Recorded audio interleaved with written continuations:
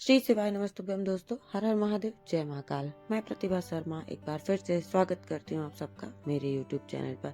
आज का दिन यानी कि 12 जनवरी, और ये दिन बहुत ही खास, बहुत ही विशेष हो जाता है क्योंकि आज के दिन जो है वो प्रदोष है और साथ ही साथ है दिन कौन सा, शनिवार का।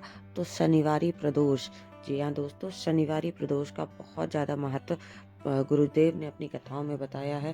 प्रदोष तो हर महीने में पड़ती है, लेकिन जो प्रदोष शनिवार के दिन पड़ती है यानी कि शनिवारी प्रदोष जो होती है उसका विशेष करके महत्व होता है।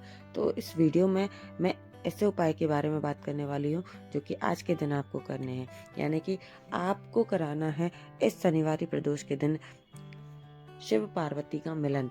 जी हाँ दोस्तों, शिव पार्वती के मिलन का एक दीपक आपको प्रज्वलित करना है, और इसको करने से आपकी जो भी इच्छाएं, जो भी मनोकामनाएं, जो भी विशेष जो हैं, जो आपके जीवन के कष्ट हैं, वह सारे कष्ट दूर हो जाएंगे और आपकी इच्छाएं, मनोकामनाएं जो हर प्रयत्न करने के बाद भी आज भी अपूर्ण है, आज भी अधूरी हैं, तो आपको इस उपाय को जरूर करना चाहिए। इस उपाय को करने से आपके जीवन में महत्वपूर्ण परिवर्तन आपको देखने को जरूर मिलेंगे।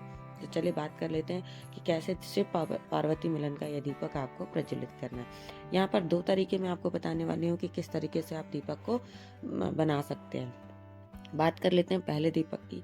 लेना है आपको मिट्टी का दीपक, और साथ ही साथ इसमें प्रयोग करेंगे हम गाय का शुद्ध देसी घी। तो जो पहला तरीका है उसमें क्या करना है, एक लेना है आपको लंबी बत्ती और दूसरी लेनी है आपको गोल बत्ती। जी हाँ, जो लंबी बत्ती होती है वो माँ पार्वती के लिए होती है और जो गोल बत्ती होती है भगवान शिव के लिए होती है।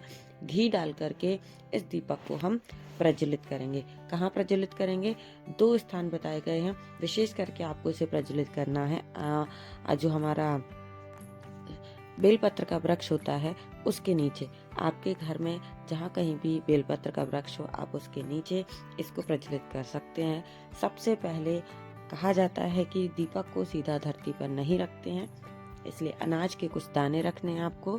ठीक है, अनाज के कुछ दाने, जैसे कि हमेशा की वीडियो में बताती हूँ, पर यहाँ पर कौन सा अनाज लेना है, यहाँ पर आपको लेना है काला तिल।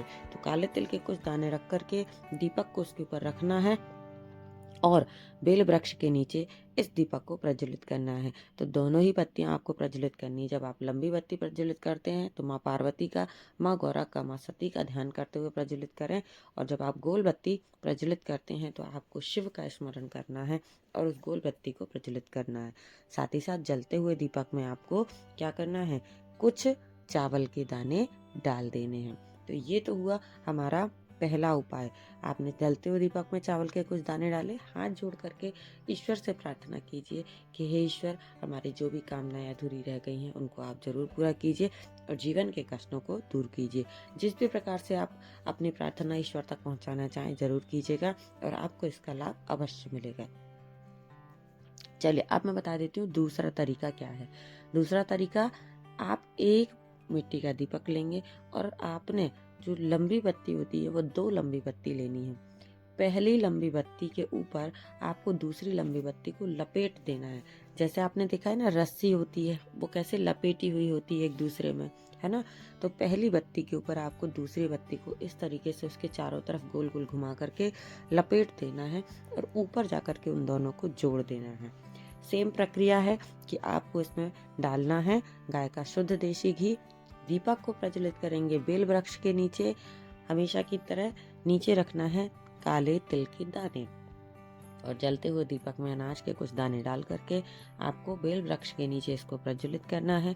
हाथ जोड़ करके ईश्वर से कामना करनी है, ईश्वर से प्रार्थना करनी है कि हे महादेव, हे भोलेनाथ, हे माँ सती, हमारे जीवन के कष्टों को दूर कीजिएगा, और हम तो नादान व्यक्ति हैं, आपके ही बच्चे हैं, हमसे जीवन में जो भी गलतियाँ हो रही हों आप उन्हें क्षमा करें, अपनी दया दृष्टि हमारे ऊपर बनाए रखें।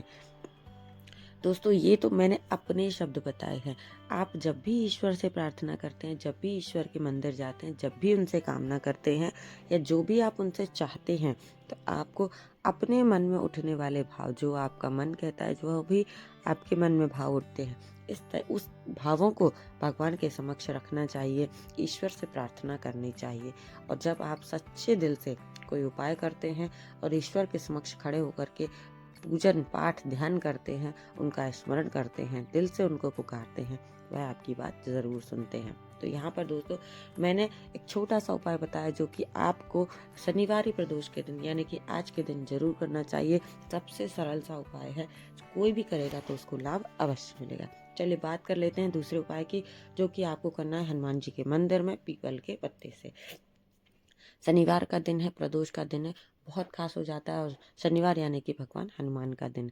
एक पीपल का पत्ता लेना है, साफ शुद्ध प्यारा सा एक पीपल का पत्ता तोड़ लीजिएगा और उसके ऊपर आपको चंदन से लिखना है क्या, जय श्री राम। आप श्री राम चंदन से लिख दीजिएगा और उसके ऊपर एक पीला लड्डू का, वो बूंदी का भी हो सकता है, बेसन का भी हो सकता है, कोई भी एक पीला लड्डू उसके ऊपर रख करके आज के दिन आपको पहुंच जाना है कहाँ, बजरंगी के पास, यानी कि जहाँ कहीं पर भी भगवान हनुमान विराजित हैं ऐसे मंदिर में आप पहुंच जाइए और उस पीपल के पत्ते को लेकर के जाना है। पीपल के पत्ते को लेकर के जा कर के मंदिर में ही आपको उसका ध्यान रखना है कि श्री राम मंदिर में पहुंच कर लेके आएं। उसके ऊपर लड्डू का भोग रखें और भगवान के सामने समर्पित कर दें। भगवान के सामने समर्पित करने के बाद में वहीं सामने बैठ कर के आपको एक पाठ जो है वो हनुमान चालीसा का कर लेना है। अगर आप सक्षम हैं आप सुंदरकांड का पाठ भी कर सकते हैं, अन्यथा हनुमान चालीसा का पाठ कर लीजिएगा। भगवान से कामना कीजिएगा, हे अंजनी पुत्र, जो भी हमारे जीवन के संकट हैं आप उनको दूर कीजिएगा। आप तो संकट मोचन हैं और हमारे जीवन के जो रुके हुए कार्य हैं, व्यापार बिजनेस नौकरी में जो तरक्की नहीं हो पा रही है उसमें आप गति प्रदान कीजिएगा। तो भगवान गतिमान का ध्यान स्मरण करते हुए, हनुमान जी महाराज का स्मरण करते हुए और आपको ये पूजा ध्यान करते हुए अपनी इच्छा मनोकामना से कह के और घर की ओर चले आना है। आप देखिएगा कि कैसे परिवर्तन आपके जीवन में आते हैं। दोस्तों यहाँ पर मैंने 2 उपाय आपको वीडियो में अपने शब्दों में समझाने की बहुत आसान तरीके से कोशिश की है और उम्मीद करती हूँ ये जानकारी आपको अच्छी लगी होगी। तो अगर वीडियो थोड़ा सा भी अच्छा लगता है तो वीडियो को लाइक ज़रूर कीजिएगा, चैनल को सब्सक्राइब सभी को करना है और ऐसे ही महत्वपूर्ण जानकारियाँ देखने के लिए आप मेरे साथ बने रहें। कमेंट बॉक्स में कमेंट करके ज़रूर बताइएगा कि वीडियो कैसा लगा आपको।